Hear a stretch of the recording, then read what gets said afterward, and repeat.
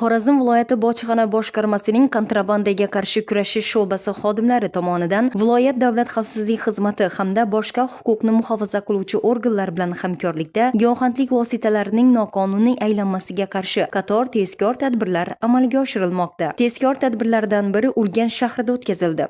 O'tkazilgan tezkor tadbir davomida Qo'shko'pir tumanida yashovchi fuqaro tadbirga jalb etilgan shartli xaridorga og'irligi 20,17 gram bo'lgan geroin giyohvandlik vositasini 45 million so'mga sotish vaqtida qo'lga olindi. O'tkazilgan tezkor tekshiruv davomida Qo'shko'pir tumanida yashovchi fuqaro tadbirga jalb qilingan shartli xaridorga og'irligi 20,17 gram bo'lgan geroin giyohvandlik vositasini 45 million so'mga sotayotgan vaqtda to'xtatib qolindi. Navbatdagi tezkor tadbir Xiva tumanida amalga oshirildi. Tegishli tadbirda xolislar ishtirokida fuqaroning yashash uyi va yordamchi xo'jaliklari ko'zdan kechirildi. Tekshiruv natijasida xonadon omborxonasida jami 7 dona bo'lakda umumiy og'irligi salkam 50 grammni tashkil etuvchi marixuana giyohvandlik vositalari saqlab kelinayotganligi aniqlandi. Tekshiruvlar natijasida mazkur xonadonning omborxonasida jami 7 bo'lakda salkam 50 grammga yaqin marixuana giyohvandlik vositasi noqonuniy ravishda saqlab kelinayotganligi aniqlandi.